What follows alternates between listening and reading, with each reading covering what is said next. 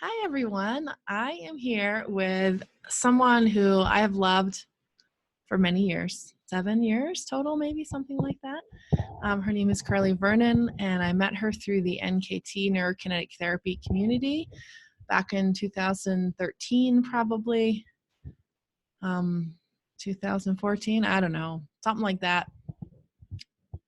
And it's okay, you can talk. And we've been on a really like a parallel journey, like a similar with slightly different flavor journey, from being more body focused to being more energetic focused, and to blending both together. And I'm so excited to hear and be with her, to hear from her about all the things that I missed in the last 5 years, of course, and just for everyone to be able to experience her and her energy, because it's really beautiful. So, Carly, would you begin and just explain, who you are, what you do now, and kind of give me the gist of how you got to be where you are today? Well, who I am, I have a lot of titles, and I rotate through them, right? Mm-hmm. So sometimes I say I'm a somatic mechanical engineer. Sometimes I say I am a spiritual alchemist. Mm-hmm.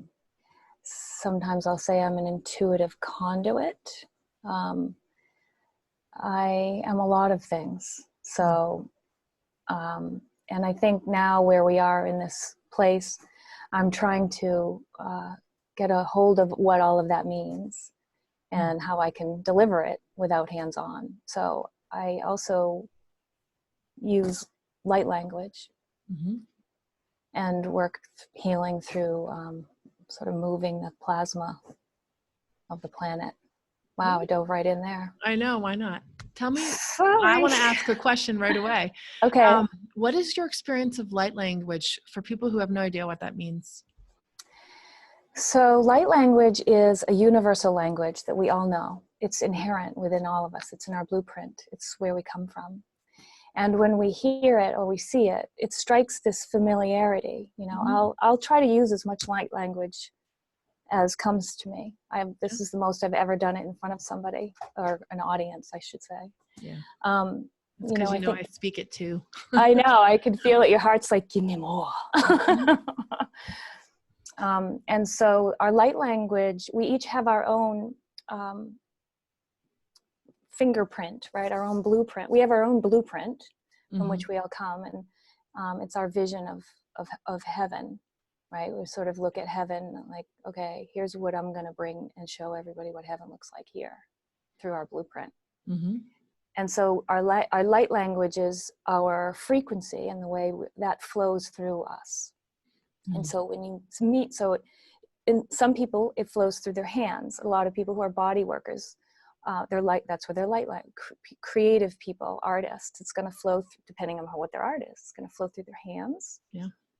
I work with it through my voice as well. Some people are able to speak the language, and it sounds very foreign, and yet when you hear it, you're like, I totally know what they're saying, even though I have no idea what they're saying.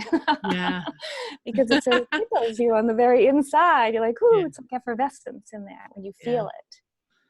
So, so that's it. It's our expression of who we are. And the more that we are really comfortable and we are able to find a knowing of who we are and a trusting, then the light language, it literally just, you can't stop it. It's sort of like a fountain. It just flows. Mm-hmm. And when you have somebody who opens up and says, let me hear it and see it, you're like, you turn the dial up. Yeah. I really prefer to work with people, if I can, who can hear it. Yeah. Mm-hmm. Yes. It's beautiful. I will work with anyone who is ready to do their healing, but it is really special. It really lights me up when I can work with someone who can hear it and feel it in their body.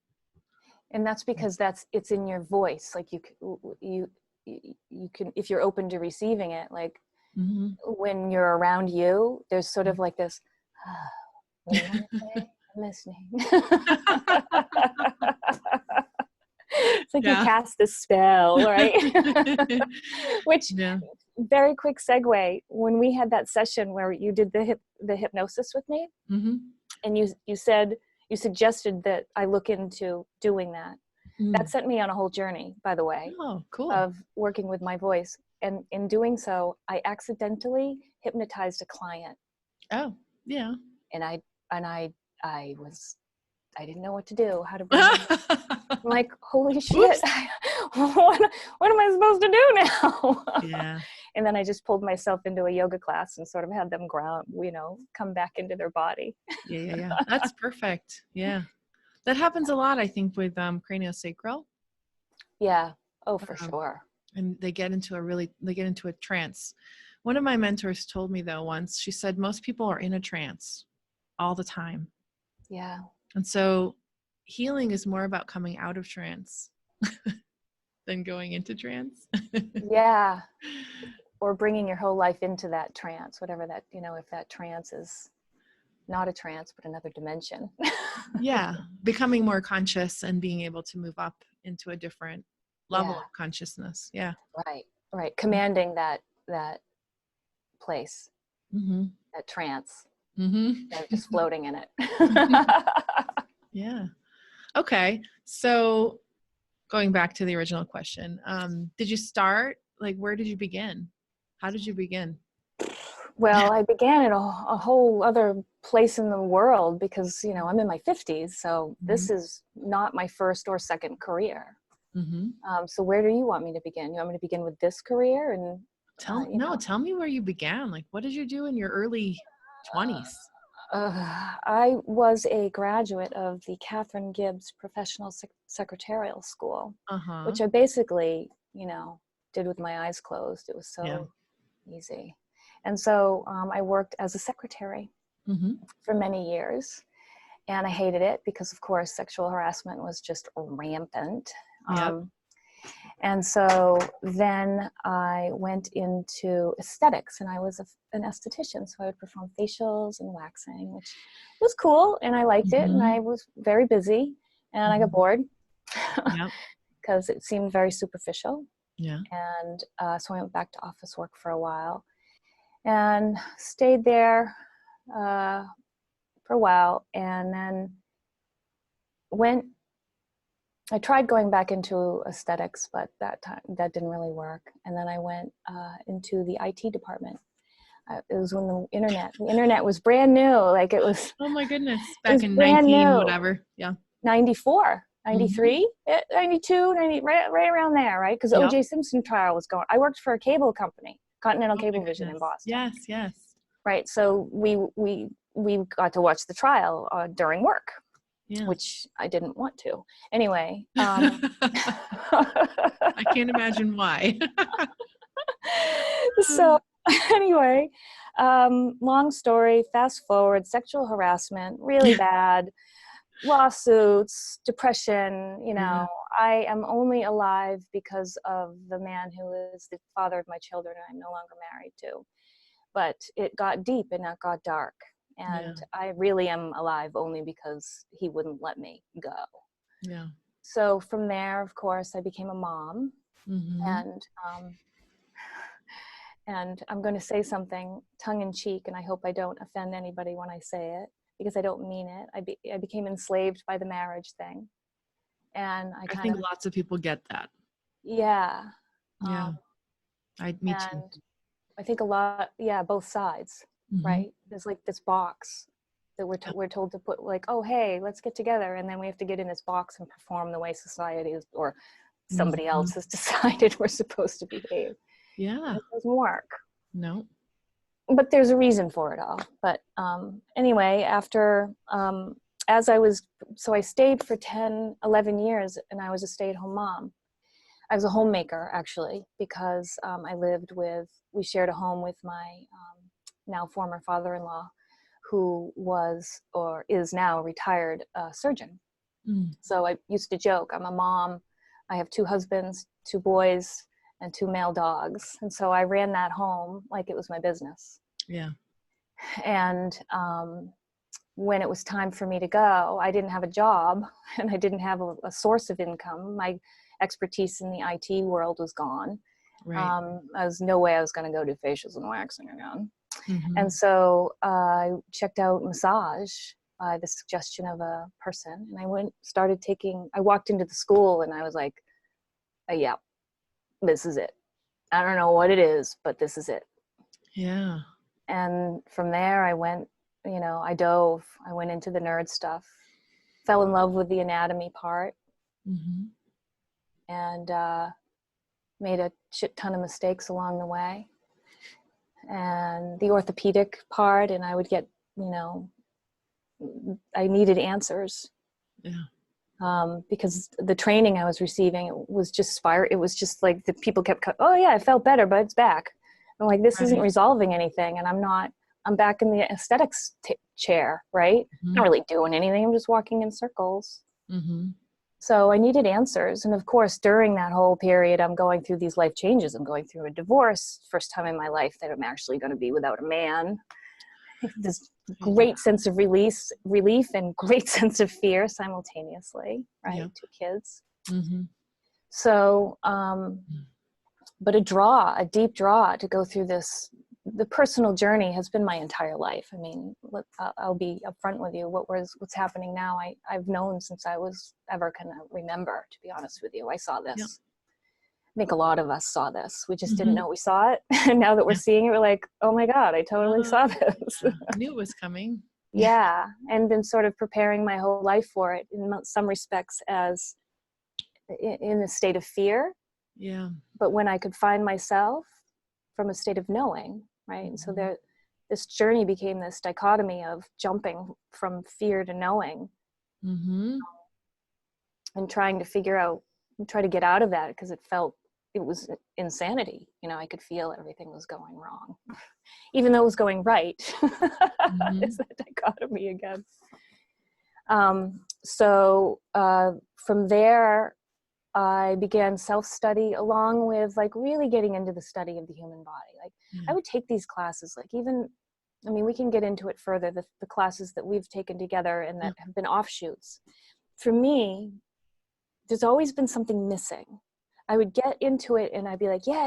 And they're like, no, that's not resonating with me. Something's not resonating with me. Yep.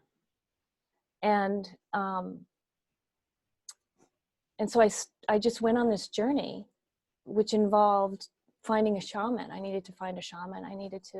I was told, I could hear it. I'm like, okay, I gotta go. And I literally was like, I need a shaman. And I wasn't gonna pay $1,500 for a guy in the Berkshires when I could pay the same amount and go to the Amazon. Yeah, right. So thus began my journey with plant medicine in the jungle of the Amazon. Yeah. What was your first journey like? That's Maisie. So when you, where I went, and in general, so first I think I need to preface that by saying that the plant medicine was ayahuasca. And we'll get into the number of journeys I've done as we go through the conversation, I'm sure. But to note that it's not for everybody. Yeah. Because you really need to be ready for what information you're going to receive. And ready in a way meaning everything, right? You have to surrender. Be ready to surrender. It doesn't mean you know how to surrender yet. That's the journey, right? Yes. Yeah. So my first journey, really nothing happened because you're in a group of 18 to 20 people. And it's not uncommon for the first journey to kind of be like dead space, which it was for me. I actually fell asleep and I was really upset. Yeah. I was very upset. Like the trip to get there was just, it was hell. It is. You have to go through this city called Iquitos, which is very dark. So getting there, you have to be committed.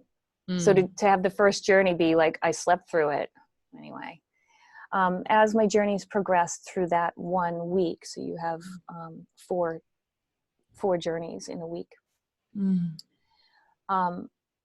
People experience purging in different ways, and a lot of people are fearful because the purging, they think, I don't want to vomit that much. Well, that's not it's not a sense of vomiting to begin with. It's a purge. It's a very different feel, even if it is coming out the same avenue.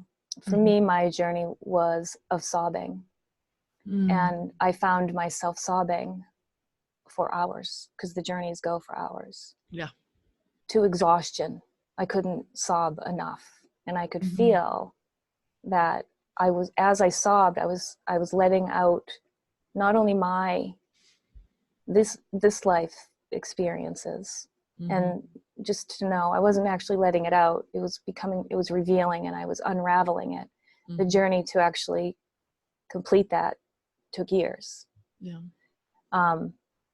But I also knew I was sobbing for the collective. I could feel it. And that made it easier to sob, to be honest with you. I was like, oh, totally, bring it. And I just sobbed. There was a lake at the bottom of my mat. So that was one of my first journeys. I've had 15. I went back 3 different times. I invested in the center. If anybody's interested in checking out a healing center, which is phenomenal. They have wonderful support. The food is wonderful. It's in Costa Rica. Soltara is the name. Qualified staff and professionals. Sorry, I didn't mean that to be a plug. It's just, I know them.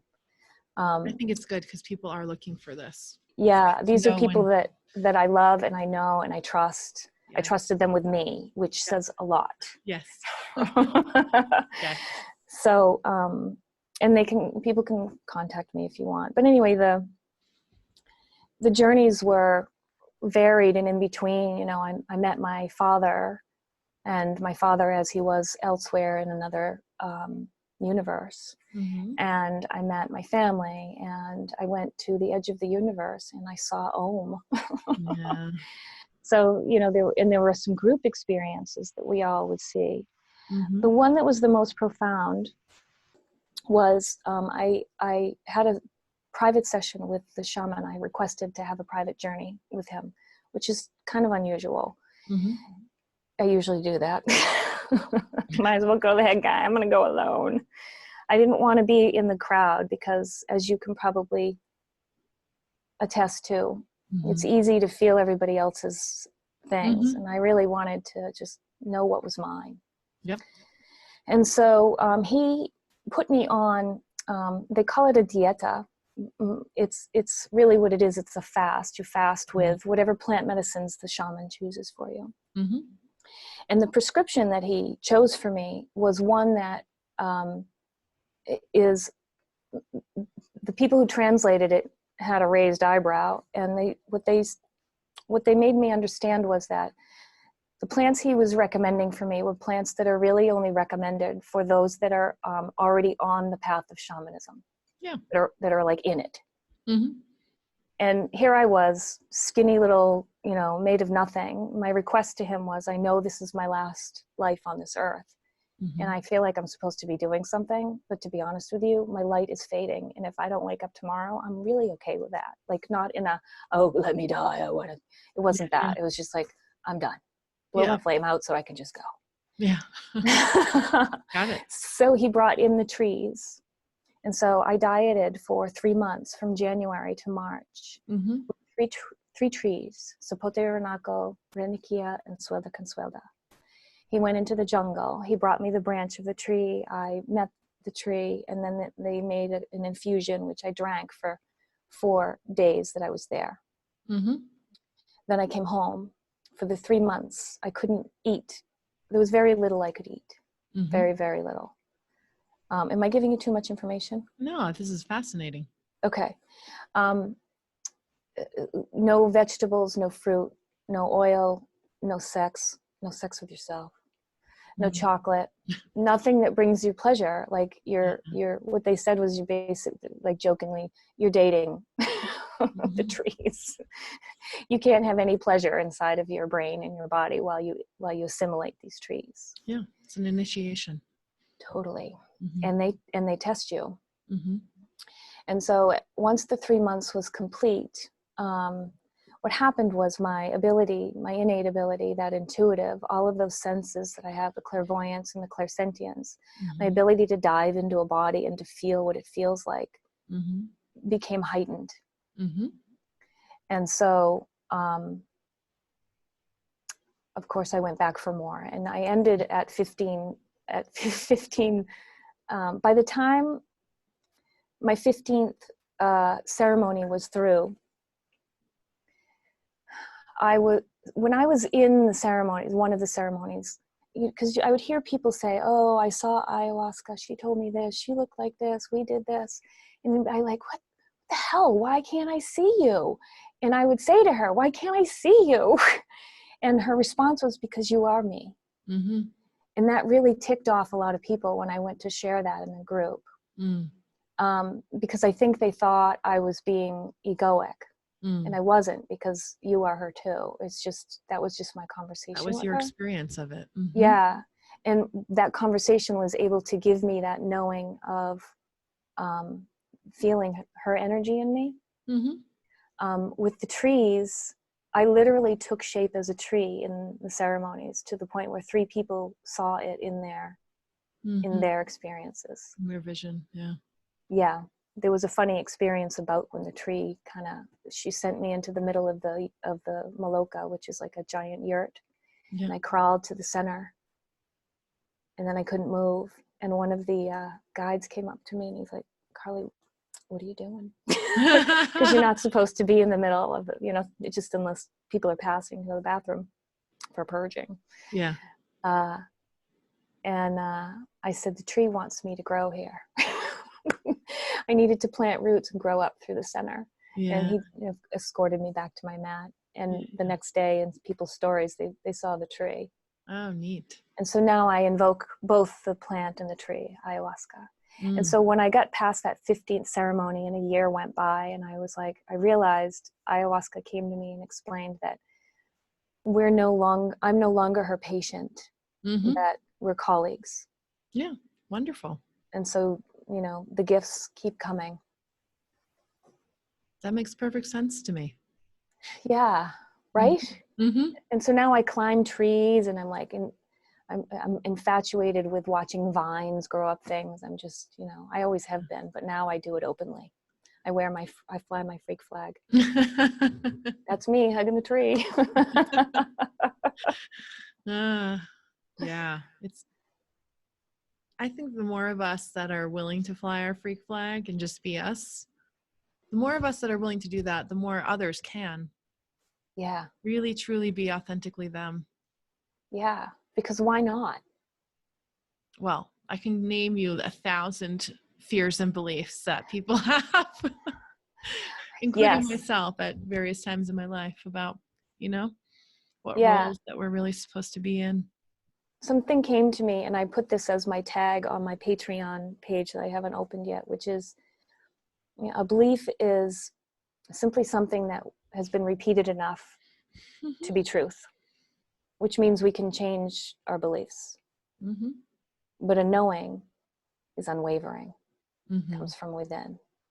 So once we start to discern between, is that a belief or is that a knowing, that we can then take command. Well, I like that belief, I'll keep it. Right. Or wait a minute, that doesn't make sense.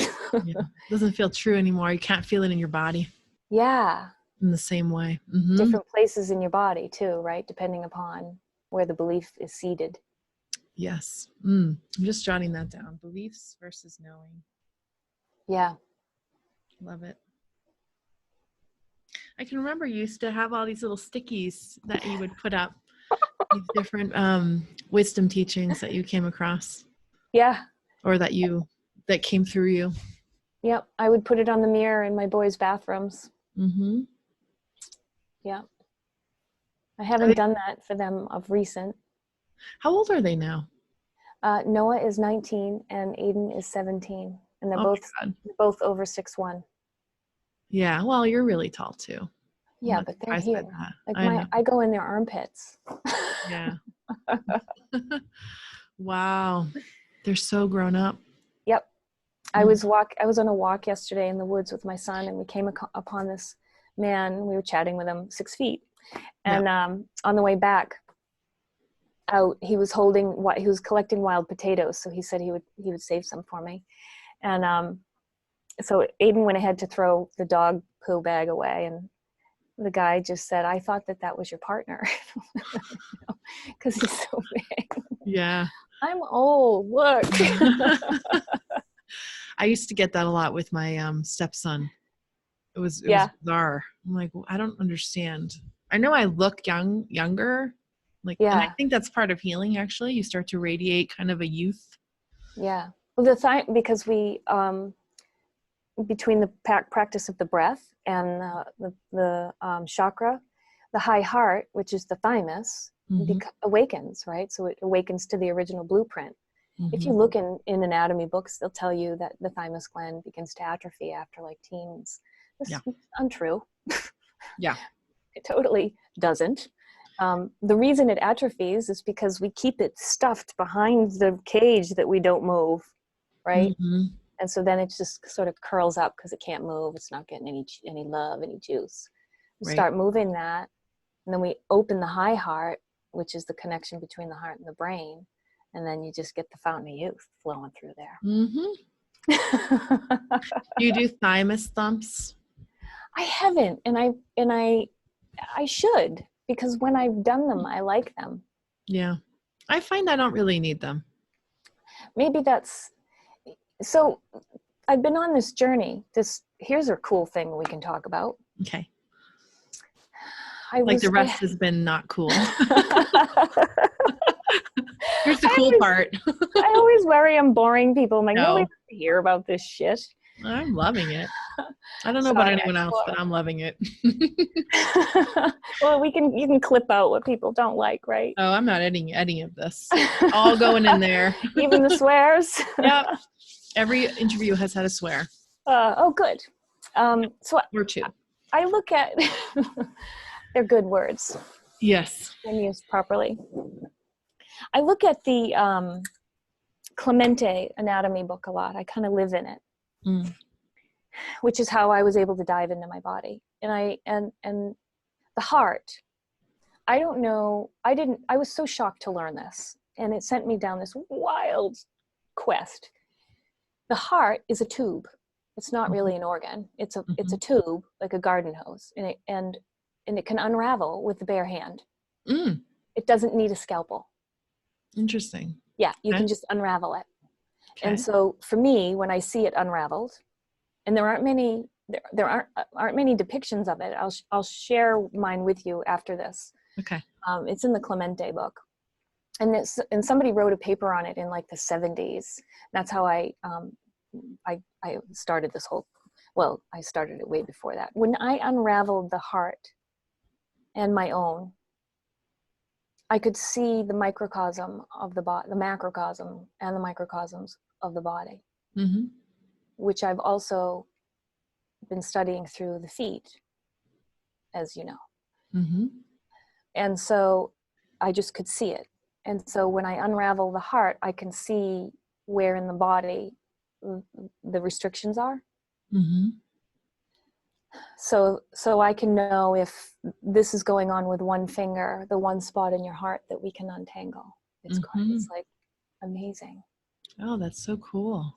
So when we go into the idea of breath, and there's this yoga command that is it really puts my panties in a bunch.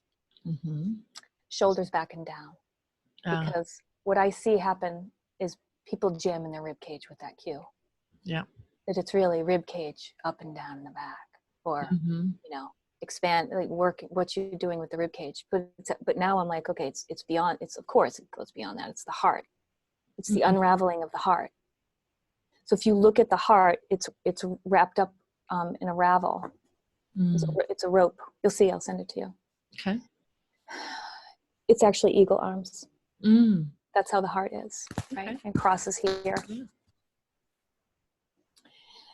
And so when we go to breathe, and if we extend one arm, you can do both, but if you extend one arm out, you think about a rope that's been gently and lovingly raveled up, And so as we unravel the arm, all the way out to the fingertips, all the way under here, you see that heart unrolling and the connective tissue inside into the palm and the fingertips, and how the extension of the fingertips comes from tugging on the inside of the heart. Opens the heart. Yeah. And then you can play with the connection of the heart where it adheres on the inside of the sternum, and then on T4, right, on the inside of the vertebrae, on the back. For me, it's been stuck at like T1 to T7, like a strip along the longitudinal ligament.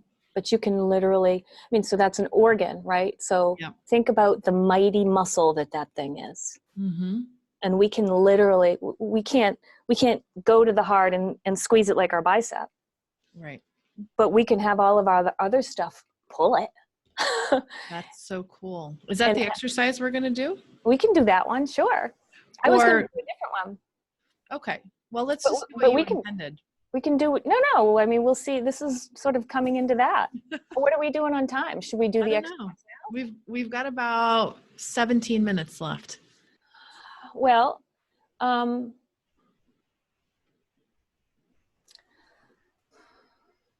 we didn't even get possibilities. I know we didn't even get into the respirator and the tongue and what have you.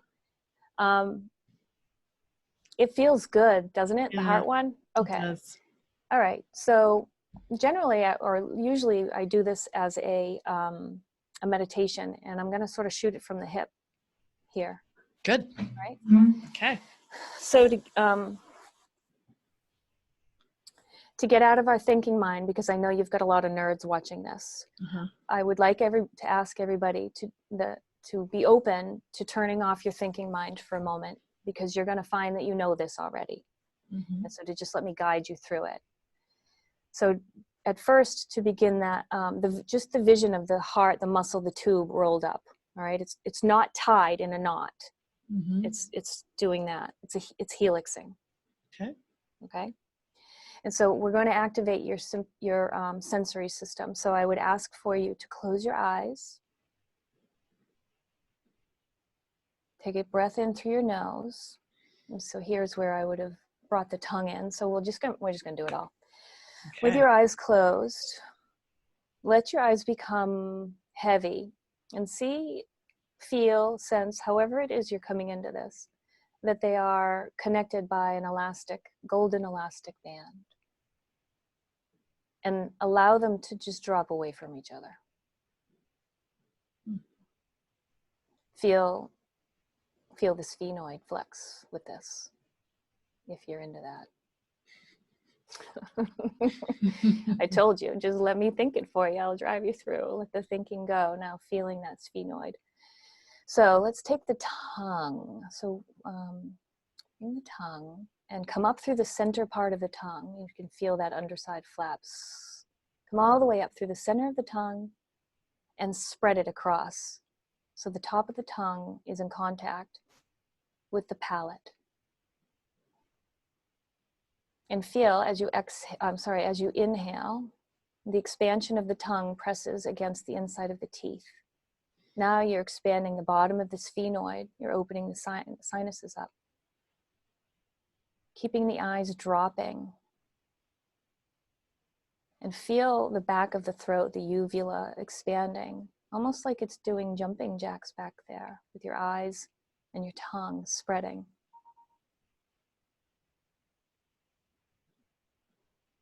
And feel how the inhale comes in much easier when the tongue pushes the teeth away and the eyes drop away.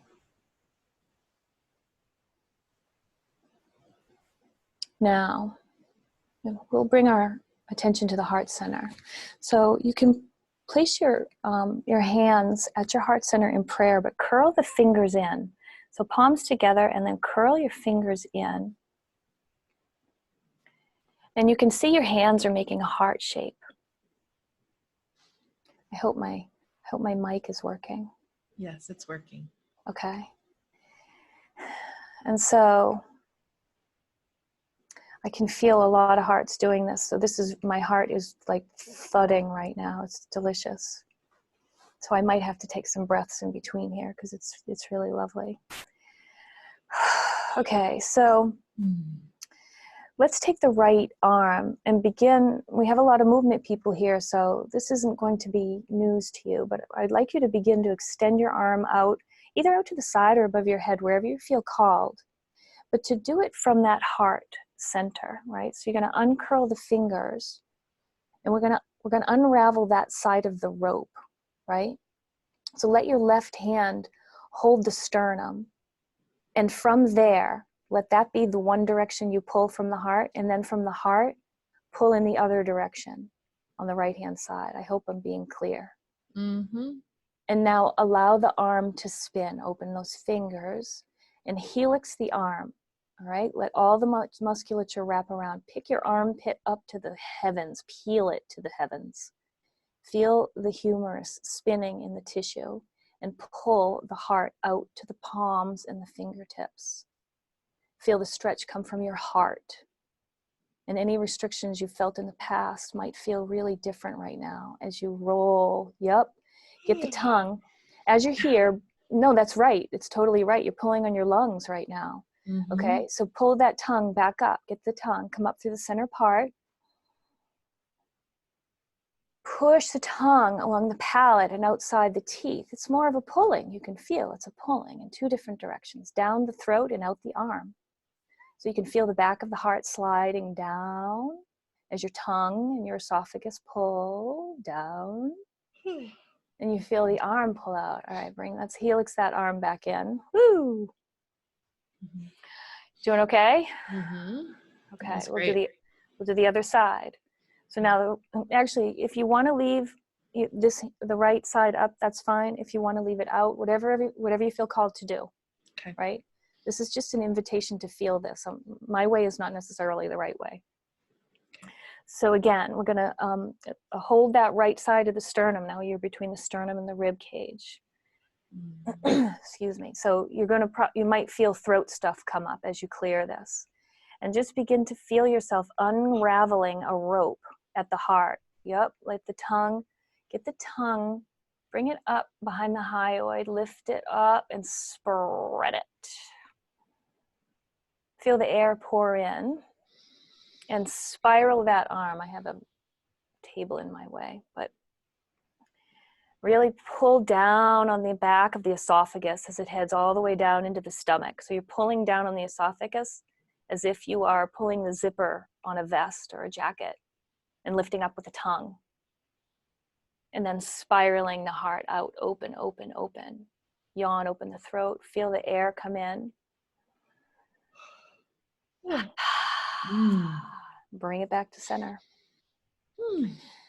And so we can do both arms, but for the interest of time, what we can do is just, now we open the hands into Lotus, right? Mm-hmm. So the thumbs on the front of the sternum, if you imagine you're holding your heart here. And I get a lot of burping when I do this. So if you're getting that, you did it right. So here we have the lotus of the heart, right? Many people probably know this mudra. If you attach your thumb to the sternum, you can sort of feel as if you have the heart in your hands, and how your thumbs are where the heart would attach to the back, the inside of the back of the spine, the anterior portion of the vertebrae, and how the pinkies represent where the heart is attached to the sternum. And how if you spread and open and yawn things open, you can feel that flush all the way through the arms. I do want to burp. Do it. It's a purge. I'm waiting for the right moment. Yeah, you know how to tug on that zipper now. Yeah. Right, so this is a huge heart opener, but it's also a throat opener. By relaxing the eyes, what we did was we turned on the sensory system, right? The cranial nerves are right back there. So by dropping the eyes and pulling on the tongue, if you think about the cranial nerves like an electrical panel back there, and imagine that sometimes they're like this, those wires. And so when we drop our eyes and then widen our tongues, those wires get to come out and go, oh, here's your sensory system. Yeah. Yeah. Which I think for a lot of people is probably kind of deadened right now because of all of the news and the Netflix streaming, and we're just kind of numbing out a little bit. Yeah. And also the other stuff too, right? Everything that's led us up to this, Yeah. right? All of the fluoride and, sugar to all the toxins as well. Yep. Wow. So it's a lot of density in there. And scars, wisdom teeth. Yep. I had to get in there and crank the scar out from my wisdom teeth to the greater wing of the sphenoid. Huge.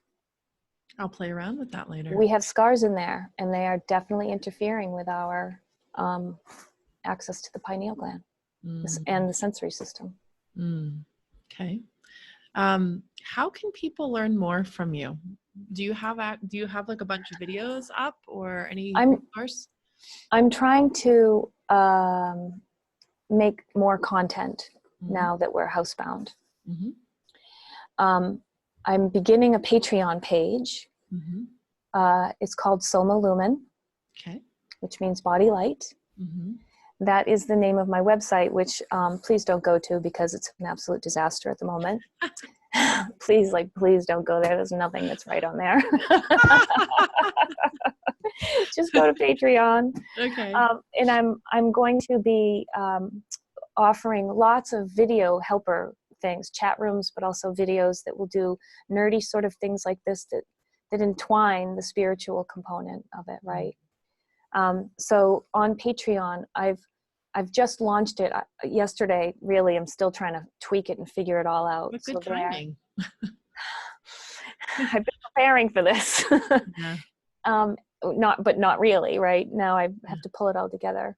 And I have a crowdcast, which that's how I'm doing some of the things through Patreon that I'll be offering on, I'm hoping Friday or by the end of the week. And something called, right now it's called Spark Up Your Ventilator. It's to do kind of what we did, but instead we add a lot of breath with a lot of different stuff to open up that whole pathway for the trachea. And some really nerdy stuff about the sinuses and why nose breathing and mouth breathing are both really good and how different they are. Thank you for that. Yeah, right? There is a reason we can breathe out of the nose and the mouth. That's right. The mouth gets the lower lobes of the lungs. The nose gets the upper lobes, and therefore different parts of the rib cage. Yeah, the whole thing with mouth breathers drives me bonkers. I'm like, we have a mouth to breathe too. Yeah, right?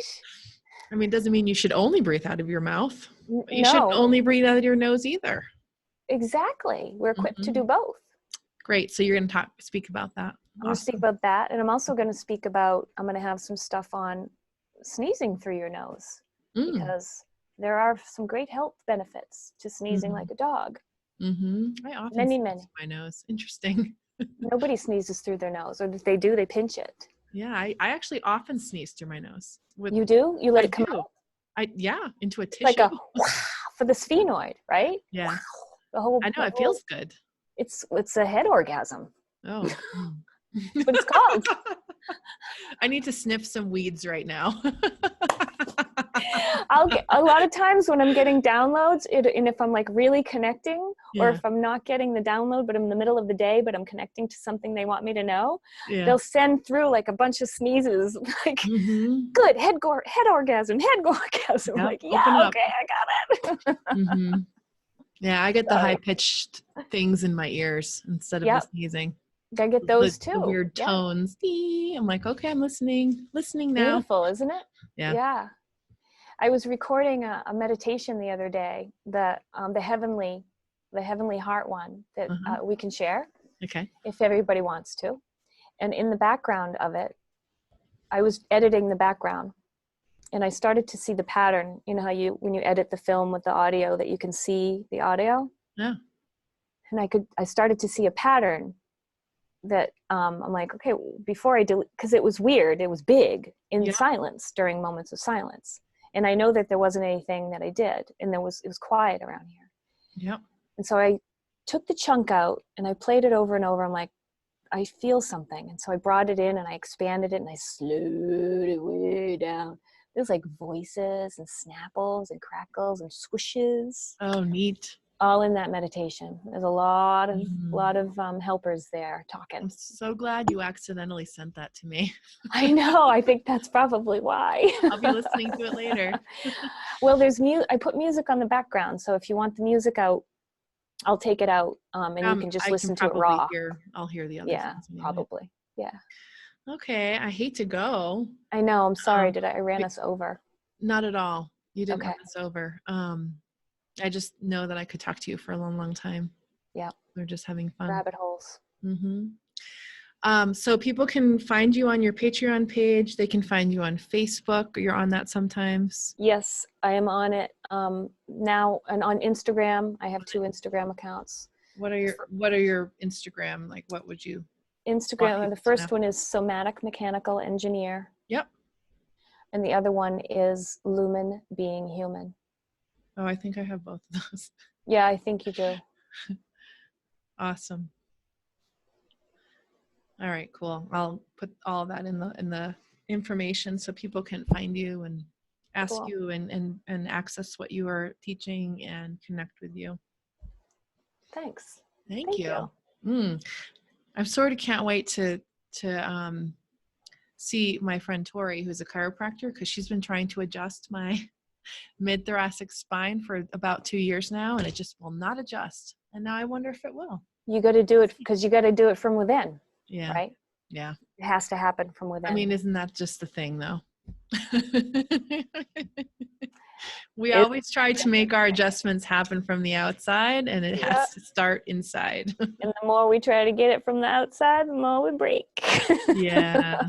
Yep. Well, thank you so much, Carly. This was really awesome. Thanks, Jamie. That was lovely. I'd like to chat again with you some other I time. would like that. Okay. Let's do it. Thank you. Love you. Love you too. Bye. Bye, everybody.